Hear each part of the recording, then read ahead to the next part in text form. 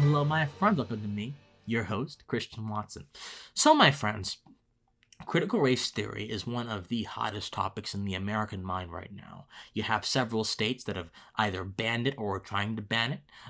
You have several states in their education curriculum. You have several institutions that have come out against it. You have teachers and parents who have stood up, arm in arm in the struggle against it as well. Then you also have people who have stood up against the struggle against critical race theory and claim that critical race theory is an important way of understanding American history, because apparently people are marginalized, things of that sort. Anyway, it's been such a big issue. You've had so many government officials weighing in on this. You have so many cultural officials weighing in on this.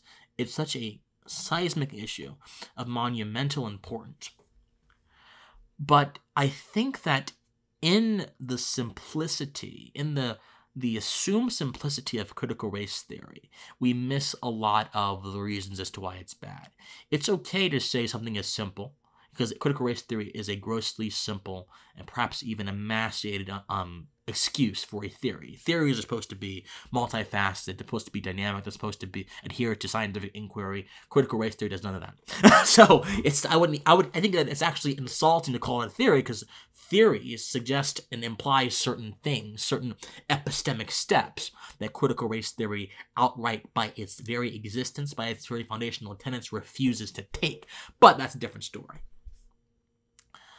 But a lot of people who oppose critical race theory say it's racist. And by a traditional definition of racism, that's correct. But when we do this, we forget that we're not fighting a war of flesh and blood. If we were fighting a war of flesh and blood, it would be very, very easy to say this is racist, therefore it's bad. We're fighting a war of concepts and values, of sort of spiritual qualities. And when I say spiritual, I don't necessarily mean ghosts and spirits and angels. I do mean, however, things that are not immediately apprehendable to my senses without me manifesting it. Values in these concepts are typically not apprehendable unless someone shows you that they have a certain value or a certain belief system.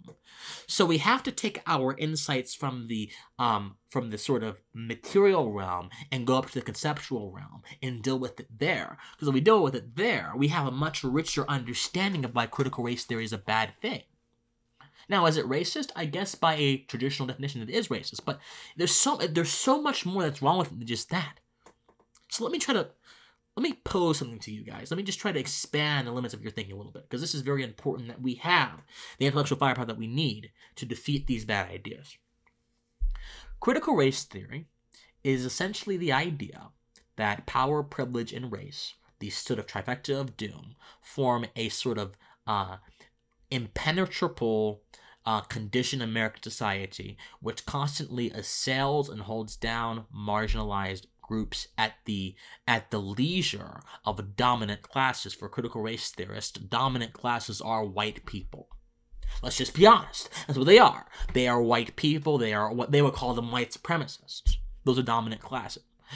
Black folks can't be this because apparently they don't have power, which is categorically, quantitatively false in many instances. But still, let's keep going with this.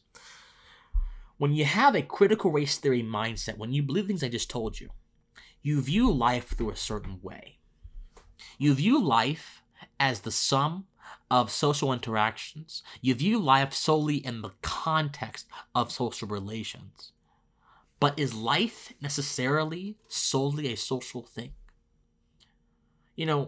When you're in the recesses of your home, contemplating about things alone, you're still living, aren't you? One may even say you're living a little bit more freely than you would be otherwise. Emerson said that we wouldn't have had someone like Newton or Galileo if they would have been good old boys at the pub. There is something about he said, the sweetness of solitude that activates a genius within us. And some would argue that that genius within you is actually exemplifies the highest potential of your life. That genius within you, that spark, that flame that moves you towards good actions, that moves you towards productivity, that moves you towards so many things. But for critical race theorists, your life is defined solely by power and domination if you are a marginalized group, and it's defined solely by privilege if you are a dominant group, like white folks. So I would say we've reasoned so far that even if you are alone, you're still a living being. There are plenty of animals and insects that are alone, like spiders, who are still living. They still have the life force within them. But again, critical race theory looks at you in relation to other people solely, primarily. This is where we get in trouble. Critical race theory, along with being racist and terrible and simple and prejudiced, critical race theory is fundamentally anti-life. And if its tenets are to be accepted, it would destroy your life. Life, my friends, has certain foundational tenets that it requires to be lived in an efficacious way.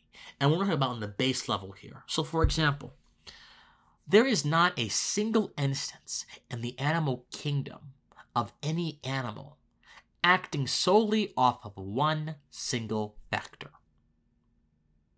If a spider goes to a tree and there is a concealed area of the tree that it might see as good to build its nest or web, the spider is not going to do that if there's always a hawk patrolling that area of the tree. A spider would take into account so many different things, maybe processes them very differently than we do, instinctually, to ensure its self-preservation. A wolf doesn't necessarily hunt on the basis of one thing. Wolves typically stick to packs, because a wolf understands that its pack is what will get it the most food, or at least its pack is what it stays with. It's its family. It's a sort of organization. A wolf understands that if you go away from the pack at night into the wilderness, you may not survive.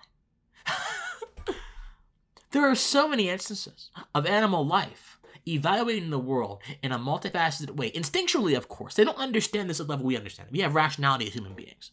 But on an instinctual level, driven and animated by self-preservation, they understand the necessity of having a multiplicity of concepts at your fingertips by which you can access for self-preservation and survival. And for us, we are more than simply trying to preserve ourselves. We're a little bit more than that. Life itself is predicated upon that principle, the principle of variations, the principle of understanding what is what, where goes where, what goes here, and how I fit into this sort of cacophony of actions, this sort of cacophony of relationships in this world. That's what life is, my friends. It's not simply the act of breathing, the act of being conscious. It's much more than that. Life itself necessitates a very complicated view of the world, a very multifaceted, deep view of the world. Whereas critical race theory wants you to view life through a single lens, that is a lens of domination or a lens of oppression. Critical race theory is therefore anti-life by posing an emaciated view of what life is and using that to craft policy prescriptions which have tangible impacts on people's lives as a means of rectifying the issues they proclaim exist. It is an anti-life ideology. Life is a dynamo of balanced potential and energy. Also, life is largely unpredictable. We know that we're going to die one day. We know that we were born one day. But in between those two periods of time, those two conditions, we don't know what's going to happen. The potential, the vastness of the unknown of our lives is one of the things that keeps us going. Because if we knew everything in life, if we knew everything about life, it'd be a rather boring endeavor. It's one of the reasons why I think that, the argument for free will and particularly from a religious standpoint is so compelling, because I don't understand how if an intelligent being exists, and I do believe one exists, how his creation, he would expect his creation to grow and take responsibility for sin or whatever, if they didn't have the ability, the capacity to choose freely. Now, of course, this is a very complex philosophical issue, and we'll get to that later, but still, here's the point. Critical race theory also tries to reduce the dynamism of life by saying that life for particular people has a particular set of outcomes that are caused in a particular way. For example, life for black folks is going to be marred by oppression because there are disparities between black folks and white folks as a group without any recollection of the fact that black folks are not reduced to groups. Black folks are dynamic individuals, and you cannot make any meaningful measurements of someone's condition from the condition of people who are not them. So, in those two ways, by refusing to have a complex view or a multifaceted view of the world and ascribing values and principles, conditions to a single idea, and by prescribing a certain condition of life to people who look a certain way, critical race theory is not just a racist ideology, it is an ideology that is against the very concept of life itself. Think on it. My friends, I love you. If you love me, I want you to like, share, comment, and subscribe to this video. I want you to donate to me on PayPal. PayPal, which is going to be officialcwatson@gmail.com. Also my email if you want to email me.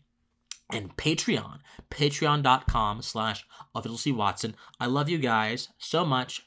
And please stay pensive. Bye, guys. Love you.